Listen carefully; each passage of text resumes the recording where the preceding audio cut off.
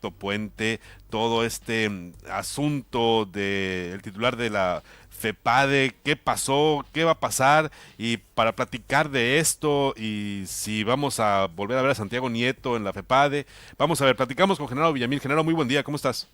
Buenos días, Conrado. Un abrazo a ti y a todos los que se están escuchando desde Sonora. Eh, Genaro, estuviste tú muy al pendiente de este caso. Sabemos que ayer estabas buscando información y buscando detalles de después de la sesión de intento de sesionar en el Senado. ¿Qué nos puedes platicar respecto a lo que sucedió ayer en el Senado de la República, Genaro? Bueno, lo que está sucediendo es un atorón legislativo que en realidad es el atorón del país, porque la destitución ipso facto del fiscal de delitos electorales de Santiago Nieto lo que nos pone es en el peor de los mundos, porque no hay procurador general en el país, hay un encargado de despacho que además no llena los requisitos para ser el encargado de despacho, como han señalado varios senadores. No es un abogado que haya ejercido la profesión durante un mínimo de 10 años, por ejemplo, ¿no? Y en el otro lado tampoco tenemos fiscal anticorrupción, en el sentido de que no habrá quien investigue en México el escándalo, por ejemplo, Odebrecht, que vincula, pues, por lo menos hasta ahora, públicamente vincula al exdirector de Pemex, a Emilio Lozoya, pero también hay otros funcionarios de Pemex y de la campaña del 2012 del PRI que están señalados como parte de esta red de corrupción de Odebrecht. Y destituyen al fiscal, entonces, al fiscal electoral, que es Santiago Nieto. Entonces lo que tenemos es un panorama de impunidad frente a un delito electoral muy grave, como ha sido la transferencia de recursos ilegales para sobornar. Entonces, este atorón legislativo se está tratando de manejar con argumentos falaces. Por ejemplo, el PRI no acepta que el voto sea abierto o a mano alzada, y que todos los que sigan la sesión del Senado puedan ver el voto de cada uno de los legisladores. El Senado tiene que objetar o ratificar la decisión de la destitución. Esa es facultad del Senado. Hay una mayoría muy pequeña, es decir, están 65 votos por la objeción y 62 por la no objeción. Entonces, por eso el PRI está tan nervioso, porque nada más le quedan un margen de 3 votos, ¿no? Para poder ratificar la destitución, ¿no? Claro. Y por el lado de la oposición, pues lo que existe es una oposición unida en un sentido, pero también recordemos que hay un grupo de senadores del PAN, que son alrededor de 5 o 6, que no están en la línea de la coordinación parlamentaria ni en la línea de Ricardo Anaya. Así Los es. senadores son los que podrían hacer la diferencia, en el sentido de que pueden votar con el PRI y el Verde para que se ratifique la destitución del fiscal. Y como no quieren que se vea eso, están defendiendo lo del voto secreto, o la cédula, como le llaman ellos. Claro, Es, claro. es realmente una cosa muy grotesca, ¿no? Ahora, en este tema hay un gran pendiente que me gustaría, bueno, además de lo que hay que abordar sobre la actitud de los senadores, en un tema tan importante, de tanta relevancia pública, en el que resulta necesario conocer públicamente los resultados. El INAI no se ha pronunciado, ¿verdad? Los especialistas de la transparencia en México no han dicho, bueno, lo ideal sería que los senadores lo hicieran público su voto, ¿no? Pues los especialistas de la transparencia están, como siempre, durmiendo en sus laureles, pero sí hay, por ejemplo, en change.org, en Ajá. una plataforma digital como Change, hay ya una recolección bastante significativa de firmas que están pidiendo voto abierto, es decir, o voto transparente, como se le ha llamado en las redes sociales. Es decir, que los senadores voten de manera abierta y se sepa quiénes votaron por la ratificación y quiénes por la objeción del despido, ¿no? Y ahora, hay un tiempo límite, ¿verdad? Se les acaba el tiempo al Senado para tomar una decisión al respecto. Son 10 días hábiles, la decisión se tomó el viernes pasado, Sí. los 10 días hábiles vencen la próxima semana, si mal no me equivoco o no recuerdo, es miércoles o jueves de la próxima semana vencen los 10 días hábiles para que el Senado pueda objetar. Si se corren esos 10 días, pues ya tendrán, y no hay sesión, si corren esos 10 días y no hay sesión, pues ya se ratifica la institución, ¿no? Y ahora están mezclando temas, están diciendo que están utilizando el tema de Santiago Nieto, que la oposición está utilizando el tema de Santiago Nieto para negociar el tema del presupuesto del próximo año. Ahora hay una revoltura de temas ya. Lo que hay es una táctica de presión legislativa, es decir, la oposición tomó la tribuna el lunes pasado Ujú. y no pudieron votar el acuerdo de la Junta de Coordinación Política que precisamente decía este asunto del voto oculto, ¿no? Así es.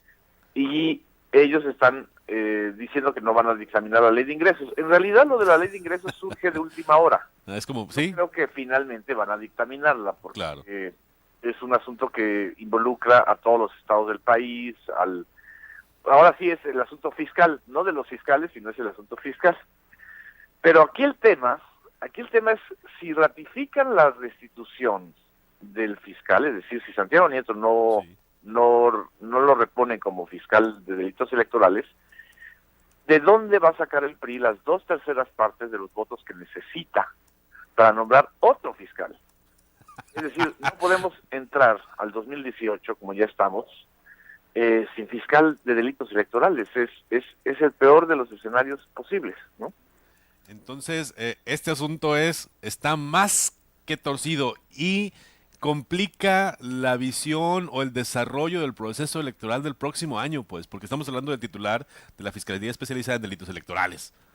El mensaje hacia el 2018 es nefasto. Están diciendo que necesitan fiscales cómodos, autoridades electorales a modo del PRI, y que los delitos electorales más graves, como son la triangulación de recursos o el financiamiento ilícito o el peculado electoral, no lo van a perseguir porque no quieren un fiscal que persiga este tipo de delitos.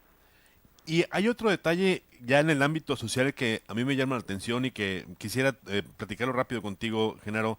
A ver, Y es interesante que la sociedad civil organizada forme parte de quienes apoyan la restitución de quien fuera fiscal electoral. Es decir, hay un apoyo fuerte de la sociedad civil hacia el señor Nieto, pues.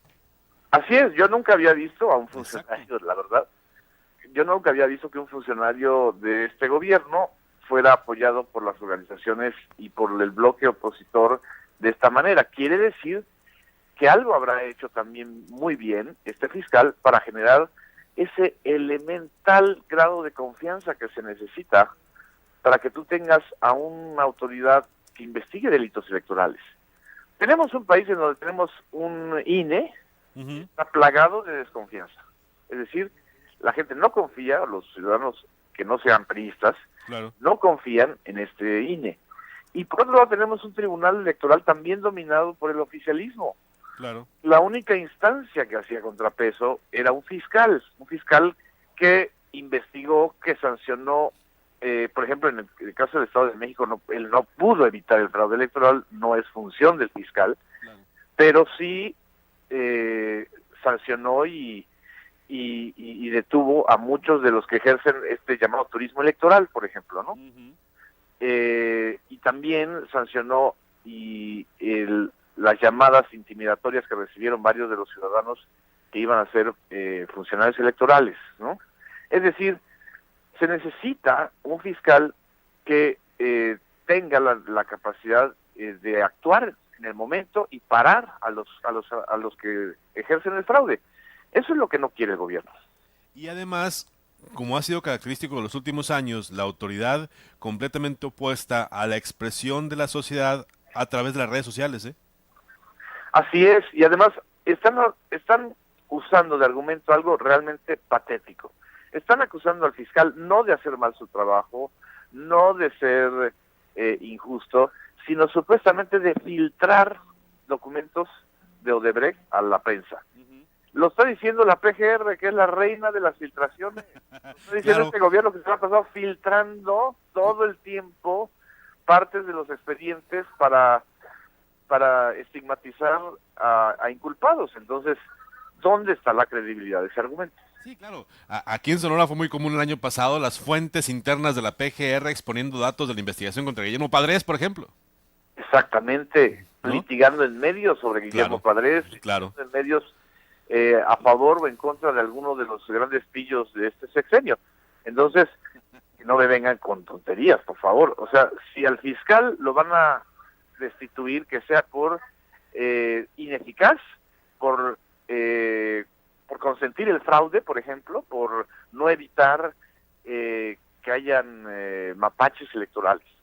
Pero no lo están sustituyendo por eso, lo están sustituyendo por un argumento absolutamente anodino. Genaro, y en los próximos minutos se reactiva la actividad en el Senado, se supone, ¿verdad? Se supone que el día de hoy deben reanudar la sesión que no se pudo realizar el día de ayer ni el martes pasado. Entonces, tienen que decidir el formato de las comparecencias de tanto de Santiago Nieto como del procurador encargado, ¿no? Que quedó como interino, pues, ¿no?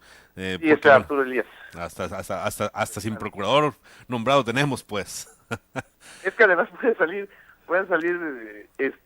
que además el que sea destituido sea realmente el procurador en funciones, no el fiscal, porque el procurador en funciones no tiene las condiciones para ser, no llena los requisitos para ser el procurador interino, ¿no?